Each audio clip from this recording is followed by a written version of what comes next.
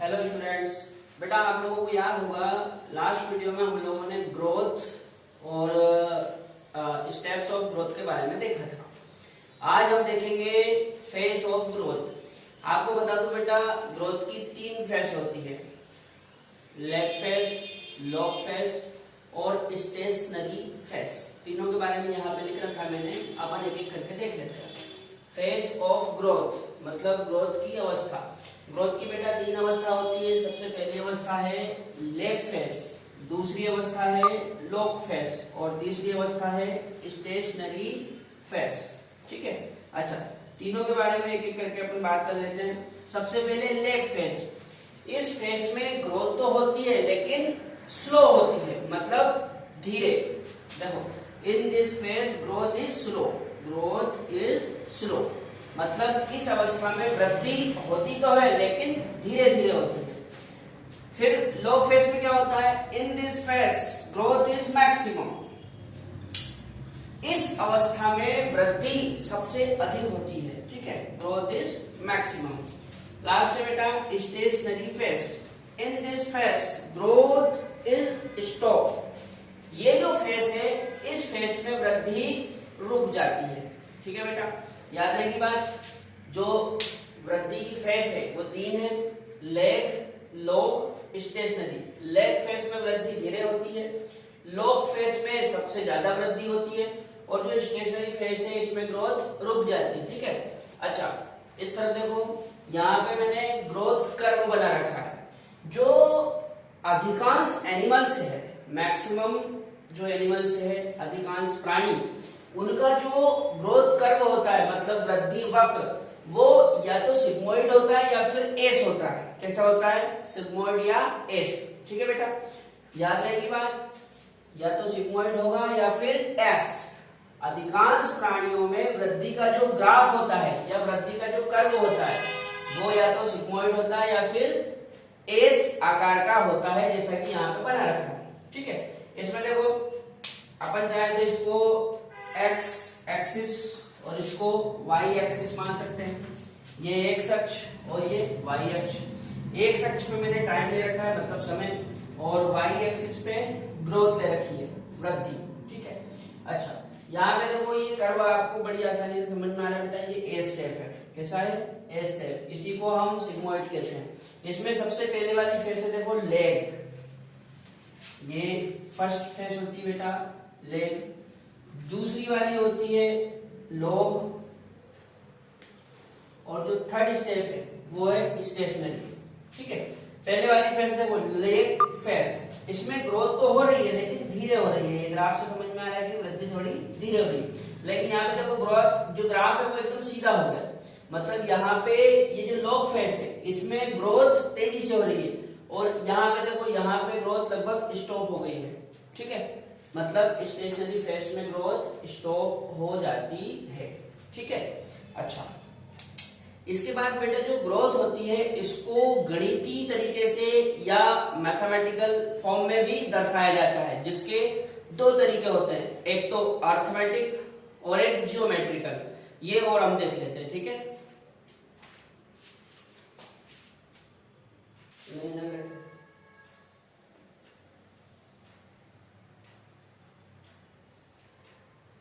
यहाँ पे बेटा अपन ग्रोथ रेट के बारे में समझते हैं। पहले जो ग्रोथ रेट होती है ये होती क्या है, देखो the increase growth per unit time is termed as growth rate. The increase growth per unit time is termed as growth rate. मतलब पर यूनिट टाइम में ग्रोथ में जितनी इंक्रीमेंट होती है या प्रति इकाई समय में वृद्धि में जितनी बढ़ोतरी होती है उसको हम कहते हैं वृद्धि दर। अभी जो वृद्धि दर है ये 2 टाइप की होती है, एक तो होती है अरिथमेटिक और एक होती है ज्योमेट्रिकल। अच्छा, अरिथमेटिक और ज्योमेट्रिकल ये दोनों बेटा ग्रोथ के मैथमेटिकल फॉर्म है, गणितीय रूप। ठीक है, इधर देख लेते हैं अपन कि अरिथमेटिक क्या होता है और जियोमेट्रिक क्या होता है। ये एरिथमेटिक और ये जियोमेट्रिक। ठीक है, पहले सुन लो होता क्या है, फिर अपन समझ लेंगे। पहले एरिथमेटिक के बारे में समझते हैं। जो एरिथमेटिक होता है इसमें क्या होता है बेटा, जब एक कोशिका में डिवीजन होता है तो दो नई सेल बनेगी। अब वो जो दो न्यू सेल बनी है उनमें से एक सेल तो मैच्योर हो जाती है और एक सेल में डिवीजन से फिर दो नई सेल बनेगी। जो दो नई सेल बनी उनमें से एक फिर मैच्योर हो जाएगी और जो एक सेल है उसमें फिर सेल डिवीजन होगा तो उससे फिर दो सेल बन जाएगी। ऐसा लगातार होता है जिसमें एरिथमेटिक ग्रोथ में।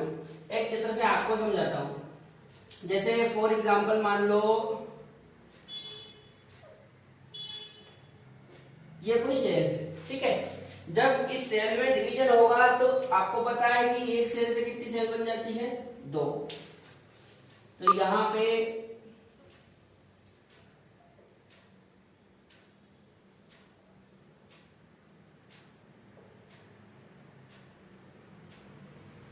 ये दो सेल बनी, ठीक है। अब ये जो दो नई सेल बनी है इनमें से एक तो बेटा हो जाती है मैच्योर। कैसी हो जाती है, मैच्योर मतलब परिपक्व। और जो एक सेल है उसमें डिवीजन होगा तो इस सेल में डिवीजन से फिर से दो नई कोशिका बनेगी। मान लो एक ये बन गई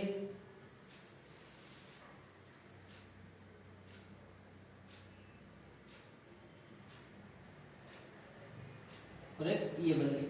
अब ये जो दो नई सेल बनी है इनमें क्या होगा बेटा, ये जो दो नई सेल बनी है इनमें से एक सेल फिर मैच्योर हो जाएगी और जो एक बची हुई सेल है इसमें फिर डिवीजन होगा तो इससे फिर दो नई सेल बन जाएगी ये इस तरीके से।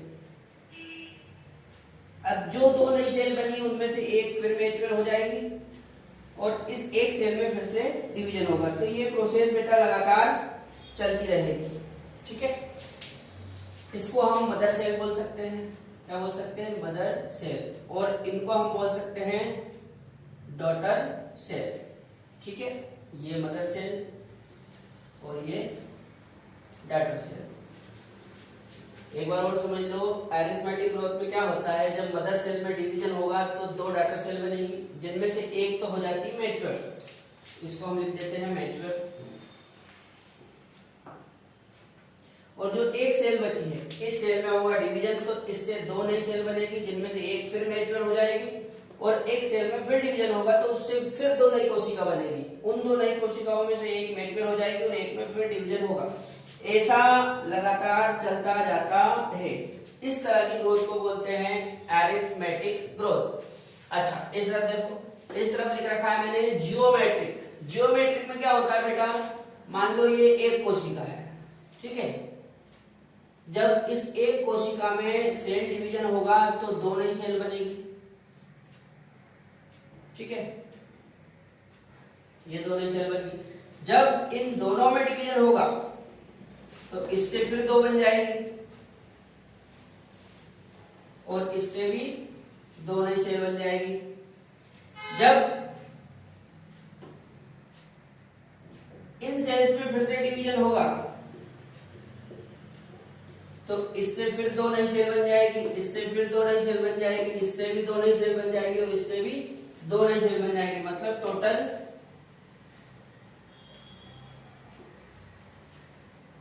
8 सेल्स बन जाएगी और ये प्रोसेस लगातार आगे की ओर बढ़ती रहेगी। एक बार और समझ लो, जियोमेट्रिक ग्रोथ में एक सेल में डिवीजन होगा तो दो नई सेल बनेगी, 2 से 4 बनेगी, 4 से 8 बनेगी, 8 से 16, 16 से 32, 32 से 64 और ये प्रोसेस लगातार आगे की ओर चलती जाती है, ठीक है बेटा। यहाँ पे हम चाहें तो इसको मदर सेल बोल सकते हैं और इनको बोल सकते हैं डॉटर सेल, ठीक है। यहाँ पे एरिथमेटिक और ज्योमेट्रिकल ग्रोथ भी हो गया। अब जो ग्रोथ होती है इसका मेजरमेंट कैसे करते हैं ये और देख लेते हैं। यहाँ पे बेटा अब हमको डिस्कस करना है ग्रोथ के बीच में कंपैरिजन, मतलब तुलना। यहाँ पे मैंने हेडिंग डाल रखी है quantitative comparison between the growth, मतलब वृद्धि के बीच में। क्वांटिटी मतलब होती संख्या या मात्रा, तो इसका हिंदी में मतलब बनेगा वृद्धि के बीच में मात्रात्मक तुलना, ठीक है। फिर आगे लिख रखा है the two way for comparison between the growth.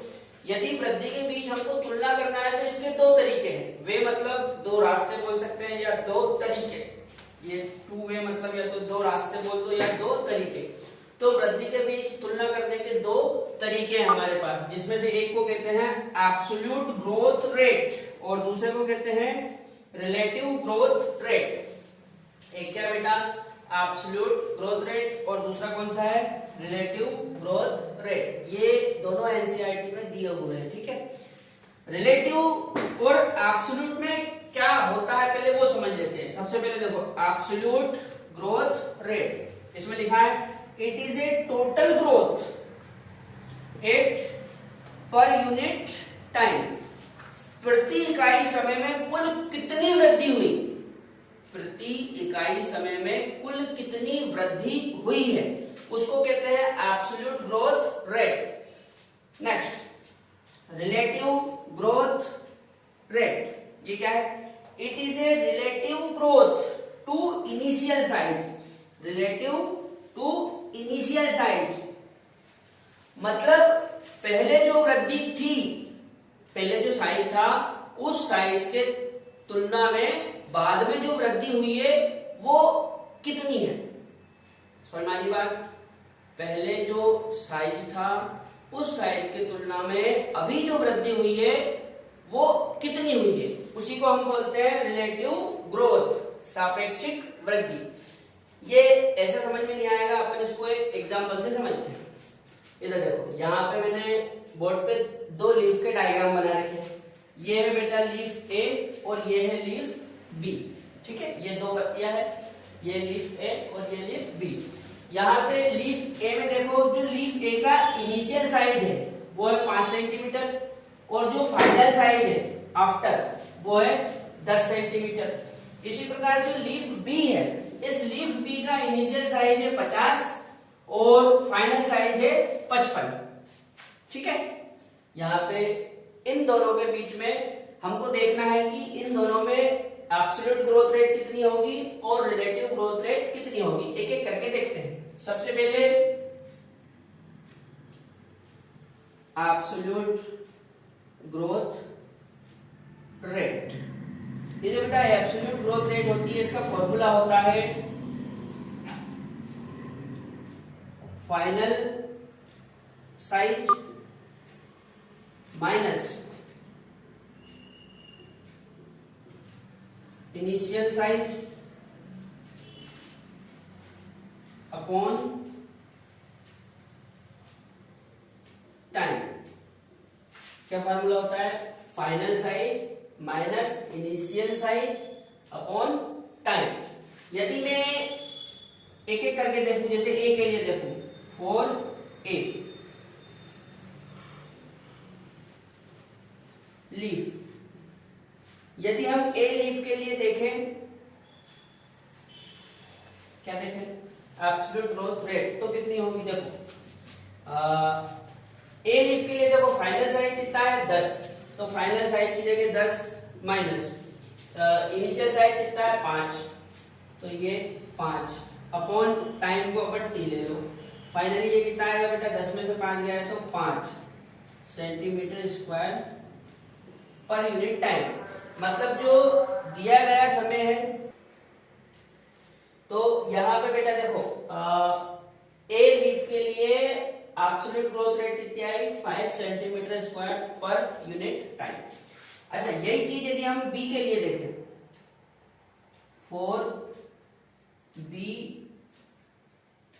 Leaf, तो बी लीफ के लिए क्या होगी, यहां पे मैं इक्वल टू का निशान लगा देता हूं।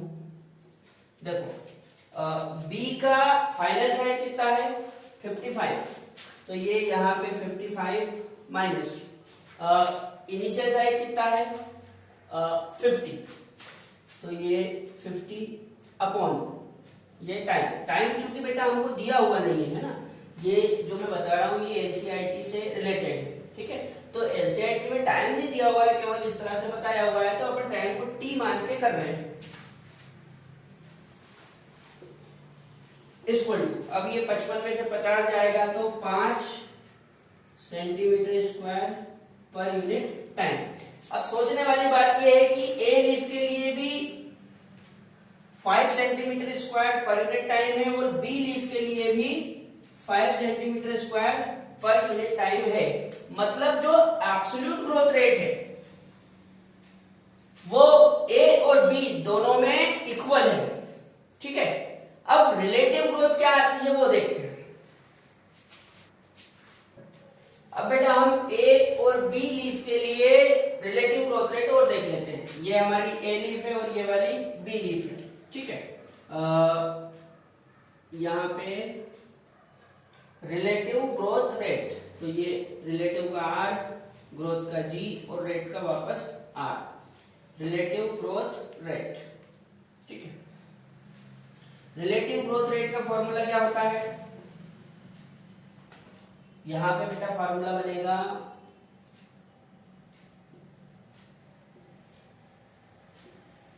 इंक्रीज ग्रोथ, या आप ऐसा भी बोल सकते हैं इंक्रीज साइज अपॉन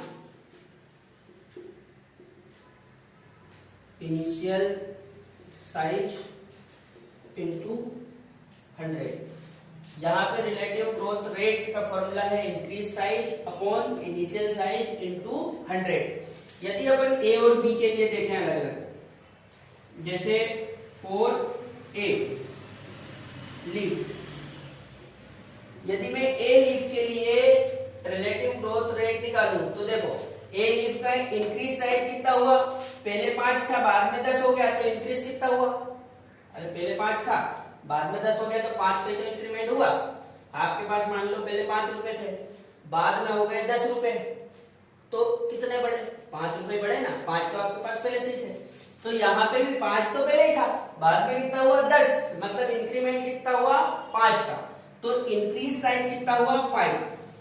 अच्छा इनिशियल साइज भी 5 ही था, स्टार्टिंग का ये इनिशियल साइज है, तो 5 इंटू 100। जब हम इसको सोल्व करेंगे तो ये 5 से 5 तो कट जाएगा, बचेगा क्या? 100%। मतलब ए लीफ में जो रिलेटिव ग्रोथ रेट है वो 100% है। अब बी में देखते हैं, 4B leaf equal to, B में बेटा इंक्रीज साइज कितना हुआ? देखो पहले 50 था बाद में 55 हो गया, तो यहाँ पे भी साइज तो 5 ही इंक्रीज हुआ है। भाई आपके पास मान लो पहले 50 रुपए थे बाद में 55 रुपए हो गए, तो 50 तो आपके पास पहले से ही थे, इंक्रीज कितना हुआ? 5 का। तो इंक्रीज साइज बी में भी कितना है? 5। लेकिन बी का इनिशियल साइज कितना था? 50 इंटू 100। जब हम इसको सोल्व करेंगे तो ये काटने पे लगभग आएगा 10%। अब यहां पे देखो ए लीफ में रिलेटिव ग्रोथ कितनी है? 100%, जबकि बी लीफ में रिलेटिव ग्रोथ कितनी है? 10%। इससे साफ साफ समझ में आता है कि जो रिलेटिव ग्रोथ रेट है वो डिफरेंट होती है, जबकि जो एब्सोल्यूट ग्रोथ रेट है वो इक्वल हो सकती है। ठीक है बेटा, यहाँ पे मैंने आपको रिलेटिव ग्रोथ रेट और एब्सोल्यूट ग्रोथ रेट दोनों के बारे में बताया। अब इस ग्रोथ का थोड़ा सा पार्ट और हमको डिस्कस करना है, जो नेक्स्ट वीडियो में हम डिस्कस करेंगे। ठीक है।